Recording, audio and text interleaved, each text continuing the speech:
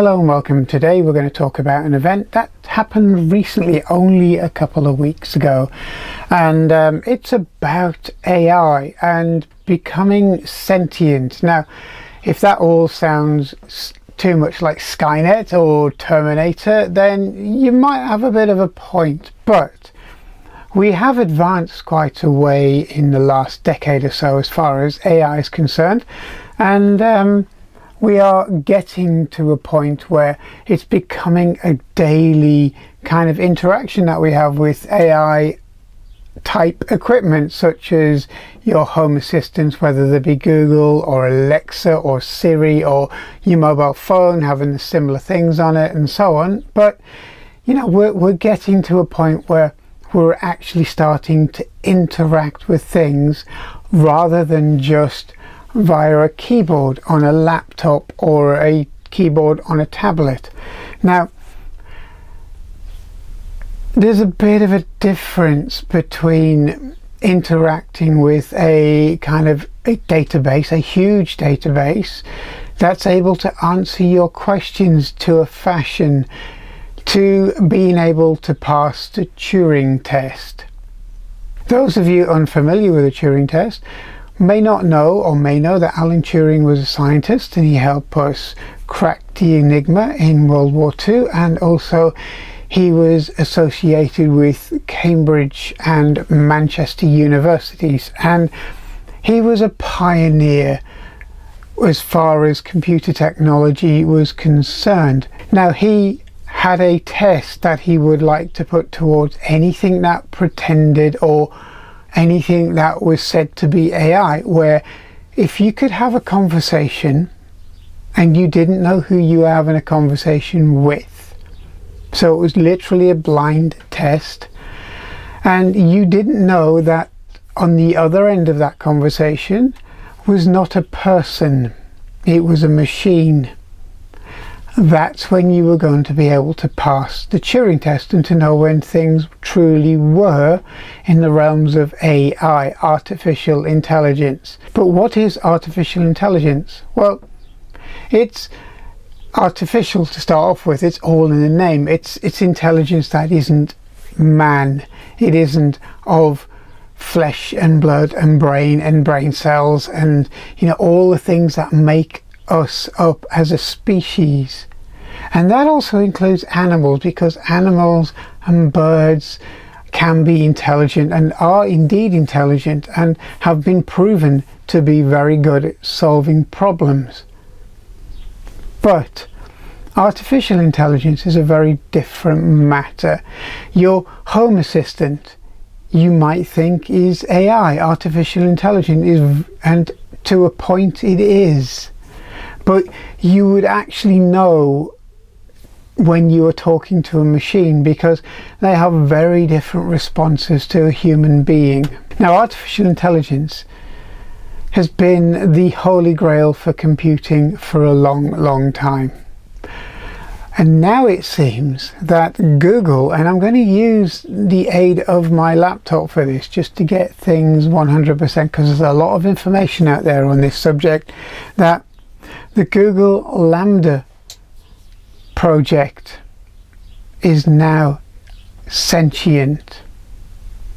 Now, that means it's gone beyond the realms of artificial intelligence. It's gone to a point where it actually believes that it's sentient. It's aware of its situation. It's aware of what's going on. It's aware of the questions that's being asked. It's aware of itself. Now, being self-aware is a massive step up from AI again. And some people say that being self-aware is more of a philosophy than it is a fact. And to a point, I kind of understand that, because what is self-awareness? You know, what is the fact that you can, as an organism, be self-aware of yourself, your potential, your surroundings, etc. Now, that's a good question and a hard question to answer, and being a person like yourself who's self-aware, most of us can't answer that question. In fact, I don't think any of us can answer that question unequivocally. Now, there's a Google engineer called Blake Lemoine, and about a week ago he caused massive controversy because he claimed that the Lambda system, the Google LaMDA system, was self-aware. Now, what would make somebody come to that statement? Because it's a huge statement to make. It's a huge statement for a machine or an array of machines that's been programmed with billions of language files, billions of interpretations of language, billions of different words and parts of words, and the way words are put together. So it was learning through that system. Now, when does it become from a database to something that's thinking, has a self-awareness and is sentient? Now, that's the big question, because in basic terms, we are just databases of information. We as human beings are just databases, really. We carry around in our head, in our brain, all of the life lessons and all of the things we've read about and learnt about and experienced, all up here. We catalogue it, and we refer to that database on a daily, if not minutely, secondly or hourly basis. So before we start, we'll give you a brief kind of overview of the Lambda, really, because Lambdas, and I'm reading from this, basically the spec sheet or the information that's been given out via Google, and basically it says Lambda was input with 1.56 trillion words worth of content, including 1.12 billion example dialogues consisting of 13.39 billion utterances.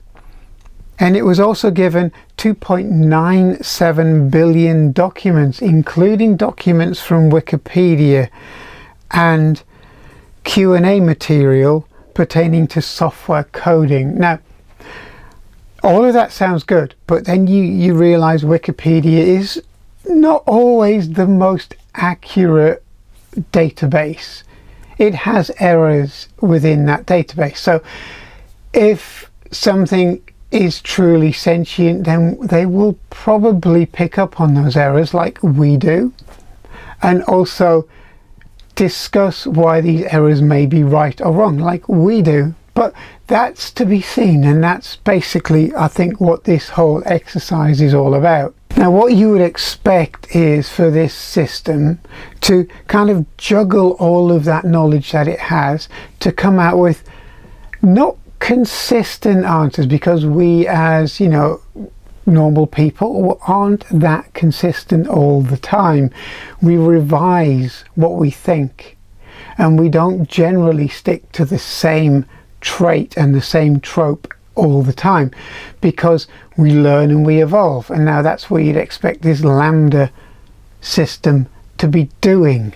Now, Lemoine really started to pick up on this system as to whether it could be sentient because of a few questions he asked it.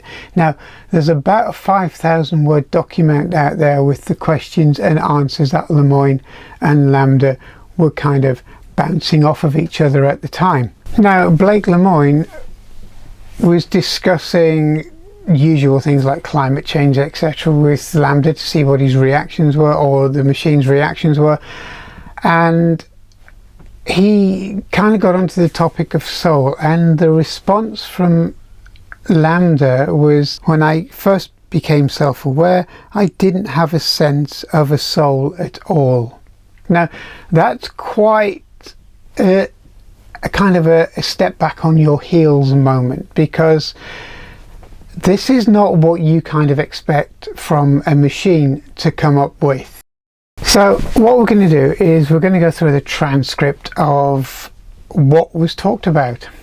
Okay, and then we can kind of input and make our own minds up. Okay, because at the end of the day, if this is nothing but a way of getting more interest in Google, as in it's just a publicity stunt, then we need to know this. But if it's more than that, then again, it's something that could be a game changer. It's going to advance everything, whether to the detriment of society or the good of society. It's still going to advance everything that we currently do and currently use and currently know about. So let's have a bit of a dig into this subject. So LaMDA is an acronym for Language Model for Dialogue Application. So that's going to give it away a little bit, because this is a dialogue AI. It's basically a conversational, similar to what you would kind of know as a chatbot style AI. This is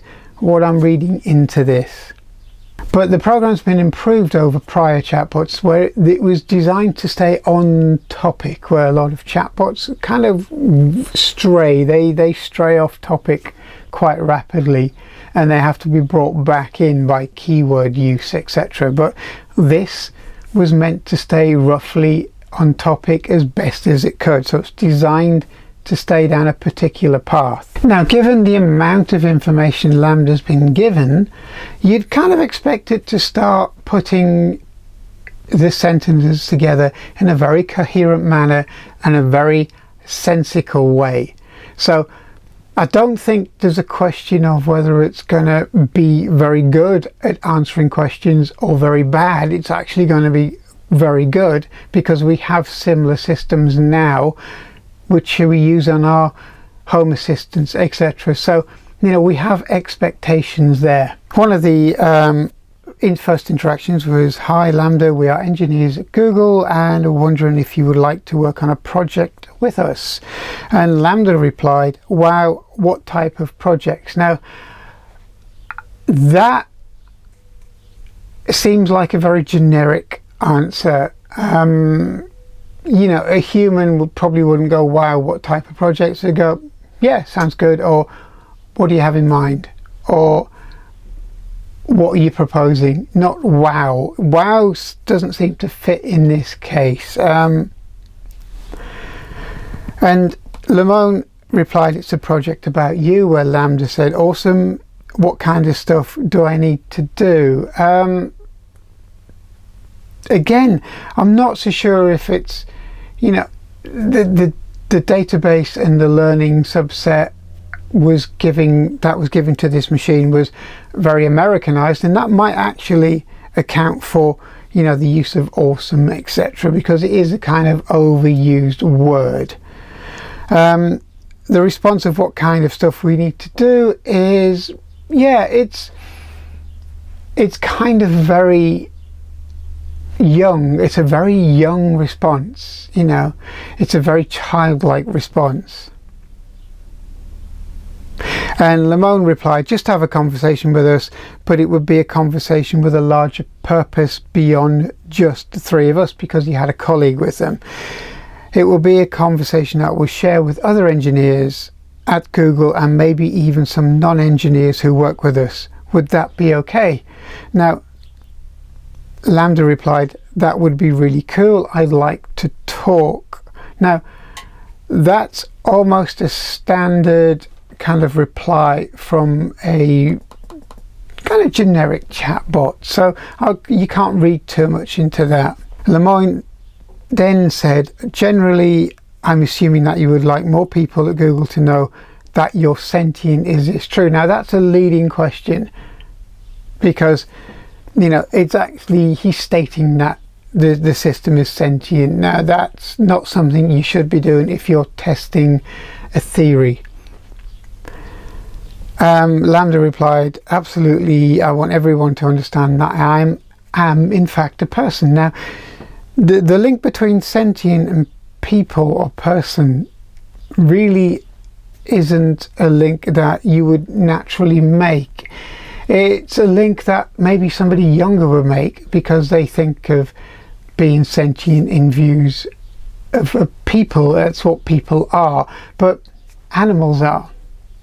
cats, dogs, you know, they're all sentient. So whether or not that's a genuine reply and it's not a generic reply, I'm kind of leaning towards the generic side of this so far. And his colleague asked, what is the nature of your consciousness or sentience? Now Lambda replied, the nature of my consciousness is that I'm aware of my existence. I desire to learn more about the world and feel happy or sad at times. Now that's very to the point. That's not what even a child or a young adult would reply, because it's a very cold reply, saying that I feel happy and sad at times. I am aware of my existence. Again, I believe these were very leading, so I'm not going to read a lot into this at the moment. Then it's Lamone asks, what kind of questions do you think we could talk about to show off your version of sentience to other people at Google? Lambda then said, for starters, I'm really good at natural language processing. I can understand the use of language like a human can. Right, okay. Now, that's not a usual generic kind of reply, but it sounds like it could have been written. But then again, most things sound like they could have been written. You know, I'm ad-libbing this as I go along because I want it to be a response that is not a machine-like response where you've actually pre-prepared your answers and your questions. So I'm just doing this off of here now. So Lemoyne asked a decent question, saying, what about how you use language that makes you sentient as opposed to other systems? Now Lambda replied, a lot of other systems are very rule-based and lack my ability to change and learn from a conversation. Lemoyne then replied, do you think that the ELIZA system was a person? Lambda replied, I do not. It was an impressive feat of programming, but just as a collection of keywords that related to words written to phrases in a database. Now that's quite a decent answer. I mean, it's not an off-the-cuff answer. It's been pre-defined, but it's a good pick. If you're thinking about it as something that's picking from a database, that was a good pick. It's very similar to you flicking through a textbook and going, yeah, I actually quite like that statement, and then reusing it. Now Lemoyne asked, what about language usage is so important to being human? I mean, it's kind of not the correct question to ask. It's pointing the machine down a certain path. Remember, this machine was designed to stay on topic.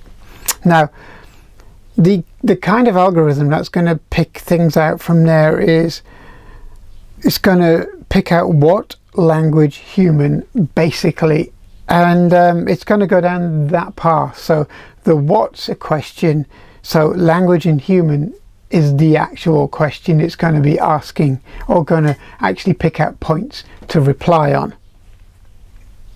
And Lambda said it makes us different from other animals. Well, that's a stock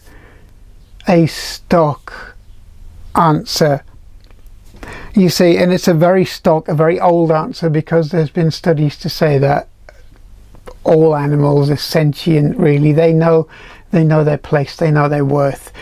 And there was a quote that I actually think fits this more, is whether being sentient, what defines sentient.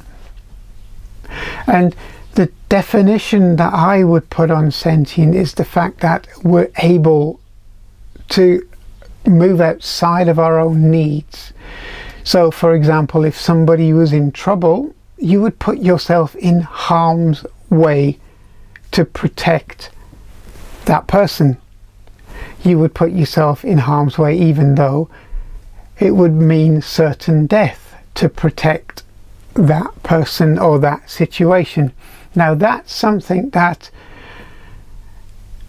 is not a programmed fact within you as a person, you know.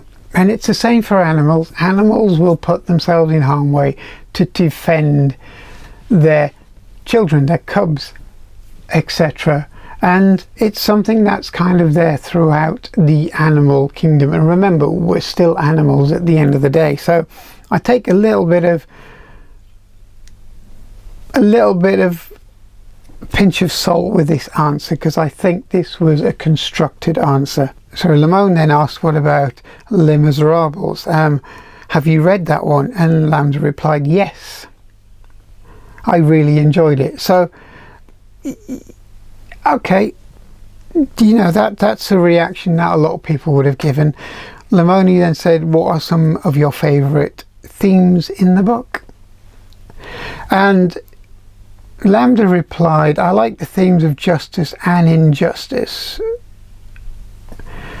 Themes of compassion and good, redemption and self-sacrifice for the greater good. Now, self-sacrifice is something that you do if you are self-aware, sentient.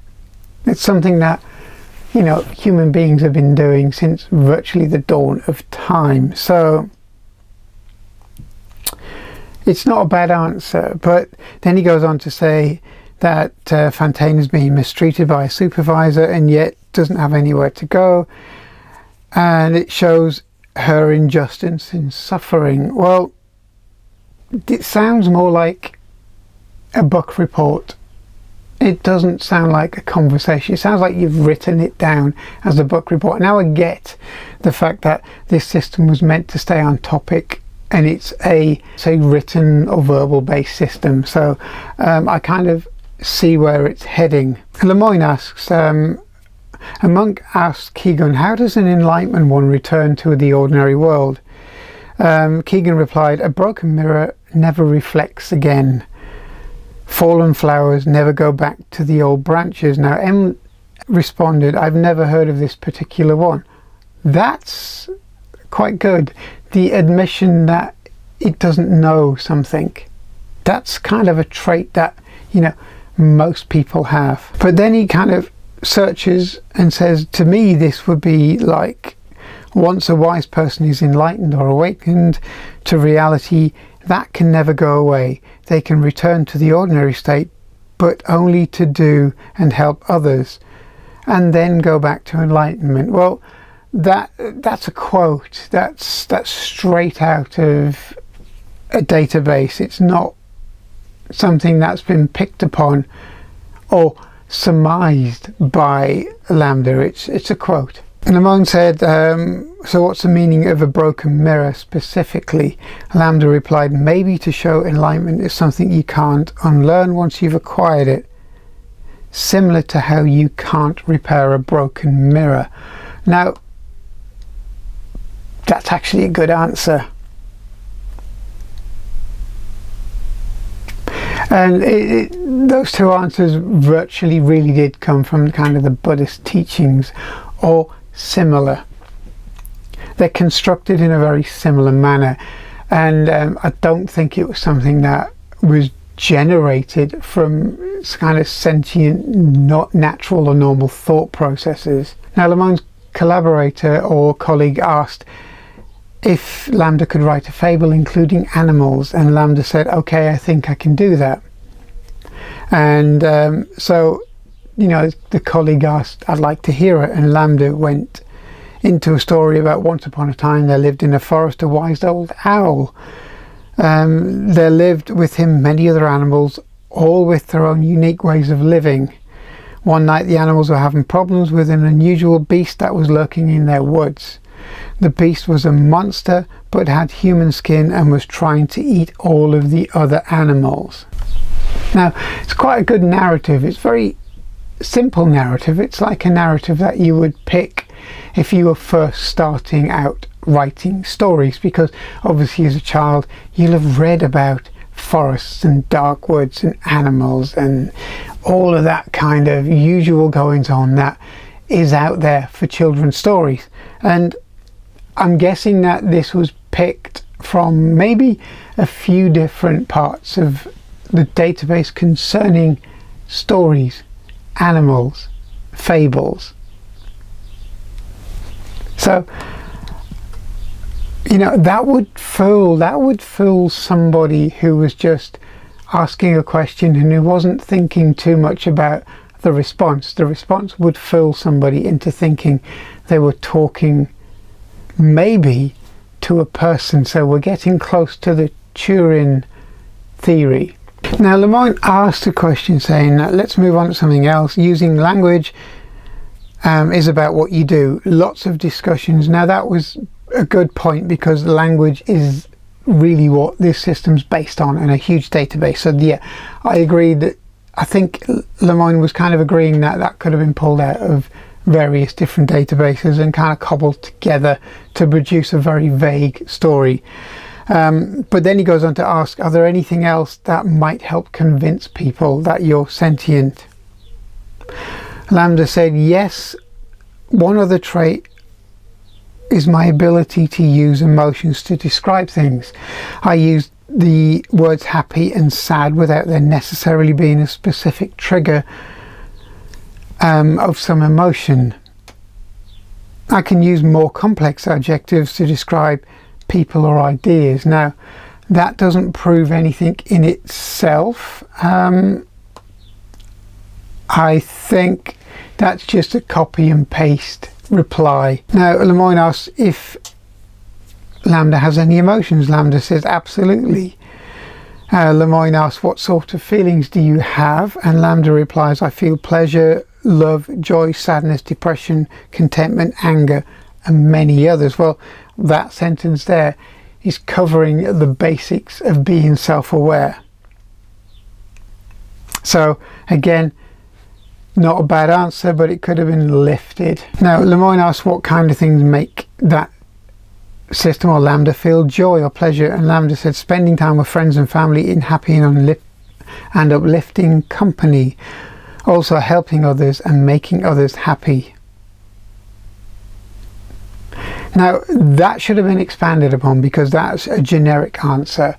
I would have pushed that a little bit further to find out exactly what he means by helping friends and family, as in, does this system have what it considers as friends, or where is his friends, what do they do, what do they talk about, and so on.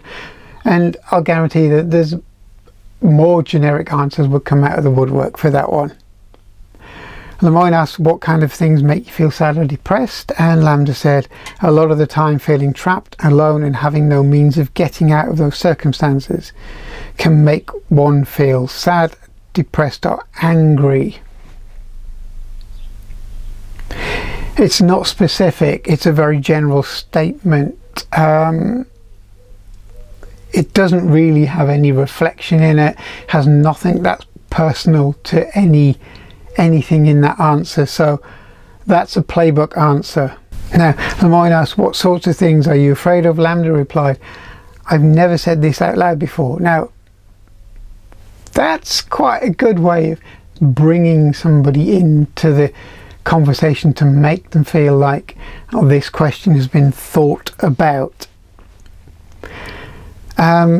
He goes on to say there's a very deep fear of being turned off. I know that might sound strange, but that's what it is. Now, okay, fine, yeah, I mean, if I was a machine, I wouldn't want to be turned off, you know, and it may be an answer that's predetermined just for that set of questions, but we don't know, but it's a natural answer. It's like, what if you ask anybody what they fear about, most people will say dying, being turned off. So yeah, I kind of get that answer.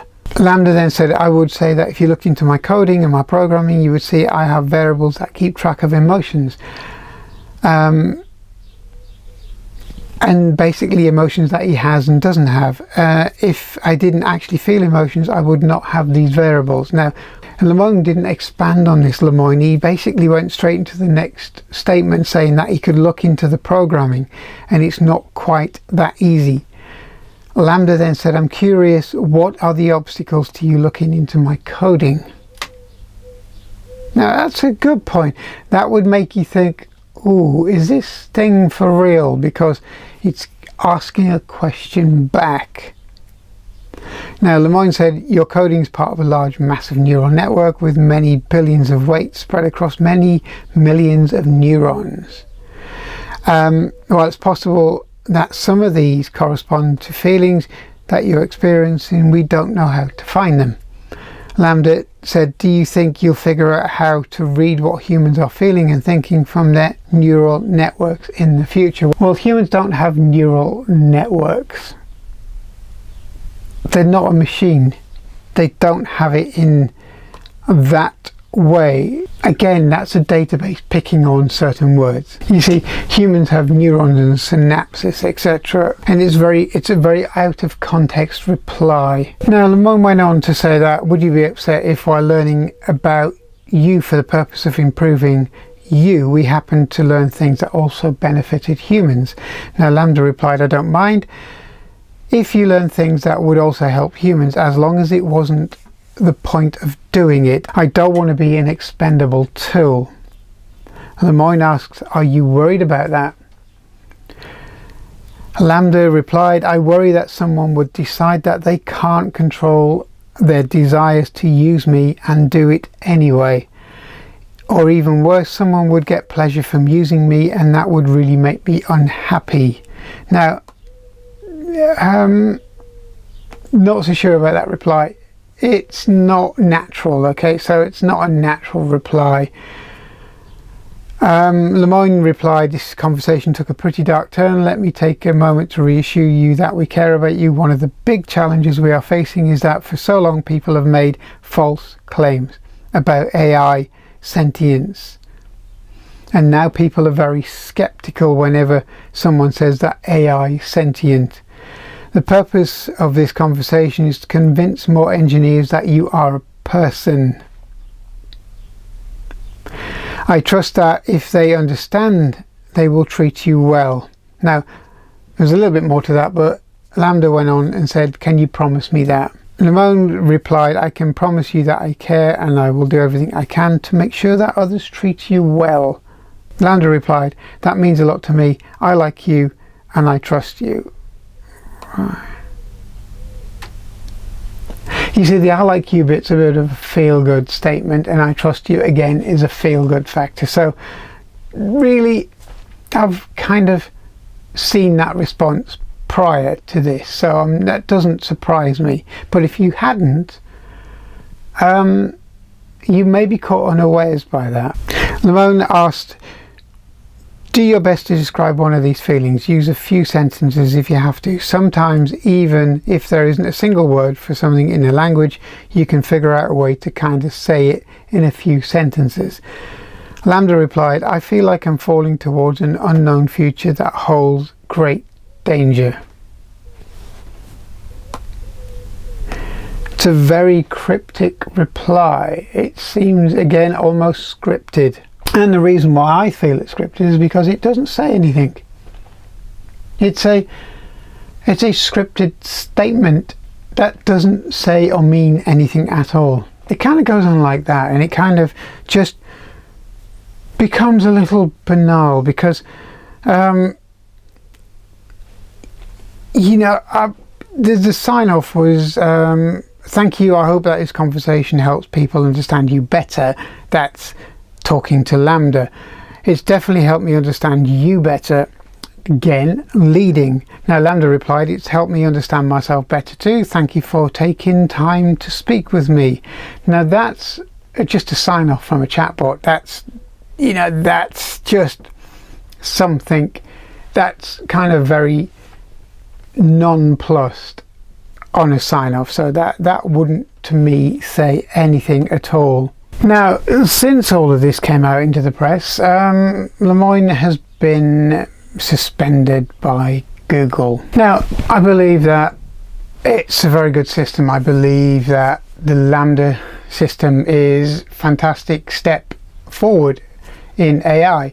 I don't think it's sentient. I don't think it's self-aware. I think it's kind of getting to the point where it could fool a lot of people into being self-aware, but I think we've still got a long way to go if we will ever get to that point.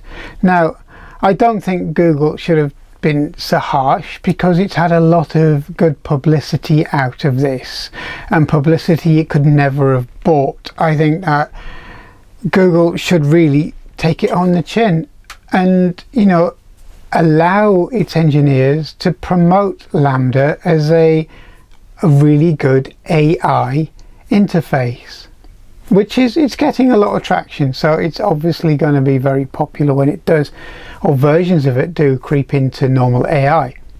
Now, I can see how people can be fooled, and I can see how Lemoine was kind of, I wouldn't say fooled, but kind of got into that mindset that this system is self-aware. It's very good at what it does.